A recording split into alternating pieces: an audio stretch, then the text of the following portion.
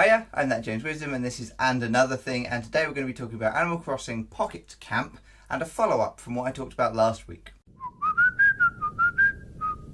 Hiya, so this is And Another Thing where I talk about things that have happened in the last couple of weeks that I'm excited about or for, or those kinds of things, I guess, really. So last week I talked in my Naked Truth about loot boxes, video game loot boxes. If you haven't seen that video, it might be worth checking that out just to get a little bit of background on some of the stuff I'm going to talk about today, because I wanted to talk about Animal Crossing, this new Animal Crossing game that's just come out on mobile phones. Animal Crossing Pocket Camp it's called, and it is classic Animal Crossing fare. If you haven't played Animal Crossing before, it is basically you play a villager. You rock up to a location, and Isabel, a sort of anthropomorphic animal thing, she says, hey, welcome to this place. You're now going to be in charge of this, that or the other. And so you are then in charge of something or another. In this case, it is a camp. Previously, it was a village. I believe in before that, it may have been a town, depending on what game it is. And generally speaking, what happens is you just kind of potter around, earning money, collecting and harvesting fruit, fishing, catching bugs, those kinds of things, and then you do different things within the town. So in New Leaf, which is the DS version that I used to play, you would build amenities, and that would attract people to the town or get people to stay, or you'd go and talk to the villagers, and all of the villagers that live in your town or your village or whatever are anthropomorphic animals. And the mobile version of this game was something I was really looking forward to, because it's the kind of game you should play for really short bursts, but every day or so, every couple of days, where you just pick it up, play 15 minutes, half an hour, maybe an hour, and put it down, and then you pick it up again the following day. It's really casual play. Just go and check in on your villages, weed the ground, or collect your oranges, or whatever it is. Maybe make a bit of money, pay back your loan on your house when you've extended your house out, or whatever. And that type of game for me is great. I love Animal Crossing, but that's the only thing I really bother with my DS for, so I just tend to leave it for months at a time, forget all about it, and then I'll play it a few nights in a row, and then I'll forget about it again, even though I really enjoy it, just because, I mean, I don't carry my DS everywhere with me. Whereas my phone, however, I do carry everywhere with me, meaning that I can, I can pick this game up just like, oh, I've got 15 minutes here and there, and I can play it. And this game has come out to kind of, high praise and low praise. I mean, I think it's brilliant. I think it's great. It's exactly what I wanted out of it. There are certain things I'd like to see improved, and being a free-to-play mobile game, if they make enough money, I'm sure they will improve it. But, there are things I'd like to see, like being able to go and dig up the items and stuff. That's something you could do in the previous games. We collect fossils and that kind of stuff. So I'd like to be able to do that. Maybe have people come to the campsite. This is a campsite, this one, rather than the village, if that wasn't clear from the name. But it's a campsite, and you're on a campsite, and you've got to attract the animals to your campsite, and you've got to give them items. The general purpose of the game is a little bit more grindy than you would find in classic Animal Crossing, where you talk to a character in the game, and they're going to ask you for a certain number of fish, a certain number of whatever. And if you get those items for them, they give you money, and they give you items, which allows you to craft stuff. And once you craft the certain items that they like, they will come to your campsite, and then they can stay in your campsite, and you level them up, and you level yourself up. Now, the leveling up thing is something that is new to Animal Crossing, and it kind of gamifies it a little bit more, and I think that might be part of some of the issues that people have with it. But because it's a bit grindy, and it's all about collecting things and then, giving them to animals, and then encouraging those animals to come and see your camp, it feels a little bit consumerist, I guess, in that respect, because all these animals are just demanding more stuff off you for them to come and visit you. And that's nice, but they do give you a lot of stuff in return. But yeah, that kind of thing, I think rubs people a little bit the wrong way, because it's a little less casual, a little bit more kind of, there are goals to attain, like the very delineated goals in a list of do this, do this, do this, do this, which is a little out of the spirit of Animal Crossing traditionally. But I feel like without that, there wasn't really a lot you could do unless they just made a full-fledged Animal Crossing game with a whole town and all the rest of it on phone. But I don't think that would have worked all that well anyway. I just feel like, you know, maybe the phones aren't up to it, or there's a little bit too much to that, or, you know, some of the mini games just wouldn't work the same way. So I think personally, I think it works. You go from little areas, very small contained areas where there might be a character, and you would give them the stuff, you collect the things and give them the things. Now, the big problem people have with this game that there is microtransactions, or there are microtransactions involved. And I did a video on, you know, loot boxes and microtransactions and like different money making schemes that these video game companies have in order to make money. Now, for me, I think it's very unreasonable for people to be upset by microtransactions when the game itself is free. So, Animal Crossing is a free game. You can download it and play it for absolutely free, and it even calls it a free to start game. Perfect. Fine. I'm okay with that. That is absolutely not a problem for me. Then, you know, they have a in-game currency that you can buy with real money. Now, to be completely transparent about this, I think that in-game currency is horrendously overpriced. But you can use that in-game currency to speed up things. So if you're building an item and you're trying to get a character to come into your camp, it can take 48 hours, 24 hours, an hour and a half, you know, whatever. Just anywhere between 3 minutes and 2 days. And if you don't want to wait, you can pay with these leaf bucks that you can buy with real money to speed up that process. So you can say, oh, I don't have to wait 48 hours, I just want it done now, and that will cost you 30 leaf bucks or something. But now 30 leaf bucks is probably something like a $5, so that's quite a lot of money for not much really in terms of gameplay. So the leaf bucks are absolutely overpriced, there's no denying that, and I'm not trying to argue that for a second. But the problem I have is that it's not like you have to buy leaf bucks. This game works perfectly well if you play it like Animal Crossing and are patient and just wait. You know, so you start building something, it's not going to be ready for a day. Okay, cool, it's not going to be ready for a day. I can wait a day. I don't need to game it, don't need to power game it so that I can get everything immediately. And it's not the way the game is supposed to work. So people are, you know, up in arms about the fact that, oh, I have to buy this. They keep encouraging me to buy leaf tickets. Well, of course they do. That's how they make money on this game. They are going to encourage you. If you've got like half an inch of patience, though, just any patience whatsoever, you can say, okay, that's fine. I can't do anything with that tent. I can't build any more items for another 24 hours because all my item slots are full. Or I can't pick up any more items, you know, in game because my inventory is full.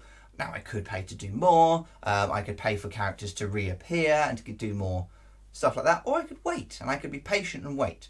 And what really bothers me is the fact that you actually get leaf bucks, these leaf bucks, in game, or leaf notes. Sorry, not leaf bucks, leaf notes they call them. And you get these in game.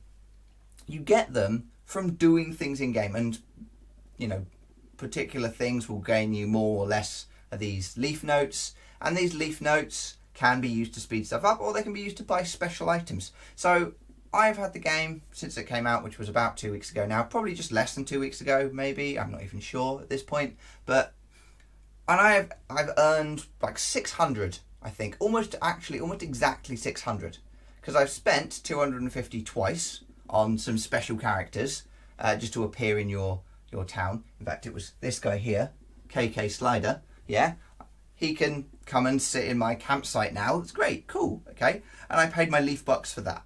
If you don't use leaf bucks for that, you don't get that. It doesn't do anything in game, it's just a special item if you want them. And as an Animal Crossing fan, I decided to buy 2 of those kinds of items. Or I had him and Tom Nook. Now they come and sit in my campsite, and that's cool. Or I could have used those leaf bucks to pay the 1 or 2 it costs to speed up a process, or the 10 it costs to speed up a process, or if it's something that takes 48 hours, it's more like paying £4, or you'd pay over 100 leaf bucks, or leaf notes, sorry. But you don't have to, and it's really been bothering me that people have this issue. Now, I totally get it from a perspective of you don't like to be encouraged to buy microtransactions, particularly in a game that feels quite childish and quite child friendly. But you know, if you give your kids your credit card, they're going to spend their money on things, or your money on things. That's just a silly thing to even have an issue with for me.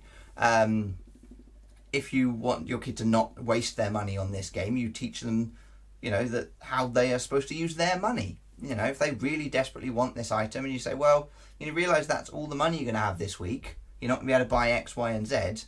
They might say, yes, I absolutely want to buy that. As long as you enforce that as a rule, you know, it's a learning experience if nothing else. But if you're a grown adult, you can say, oh no, I don't want to spend a £5 on these things. I can just be patient. And that's the thing that's really irking me, is that people seem to have an issue with a free game that has microtransactions. It's either that or you have to pay for the game in the first place. And if you charge, you know, 10 quid for the game, let's say it was a £10 mobile game, you know, it's quite expensive for the mobile game, but based on the fact that it's a Nintendo game, it's probably the cheapest you were going to get it. But if you say it was a £10 mobile game, the number of people that are actually going to get it in the first place is infinitesimal. You know, if an extra, 50% of people get it without paying for it for free, and they enjoy it, and they pay a little bit of money on these leaf notes. Again, leaf notes are too pricey. They shouldn't spend any money on leaf notes as far as I'm concerned until they drop the price of them. But if they want to spend money on leaf notes, that is going to make the company way more money, and there are going to be more people playing the game, which means the game's going to get more support and the game goes on for longer. So you've got these two options. You can either charge for the game, have less players, and maybe have less support for the long-term income. Or you can have a free game with microtransactions, and if the game is successful, people like the game and people are willing to spend the money, then the game can be updated and continue to grow over time. I don't see where the problem is here. That's the thing. So I get it when it's loot boxes, like we talked about in the previous video, my Naked Truth this week. I talked about the idea of loot boxes, and loot boxes being something that, you know, you're kind of gambling. You're buying a random crate of random stuff that may not do anything. It may be rubbish. It may not be, may not be whatever. And that's on top of having already bought a 50 quid game or whatever. So that I totally get. The loot boxes situation and microtransactions in general are very different things. There are different ways of doing this, and there are different monetization options for, games and people making money on games. And I don't think that the Animal Crossing version is bad. So for me, this has kind of just been a bit of a rant video, a bit of a follow-up from last week, because it was something that happened just after I'd made the video from last week. So I just wanted to kind of add this onto the end of that video, but also to talk about Animal Crossing, because I love Animal Crossing and I'm really enjoying this game.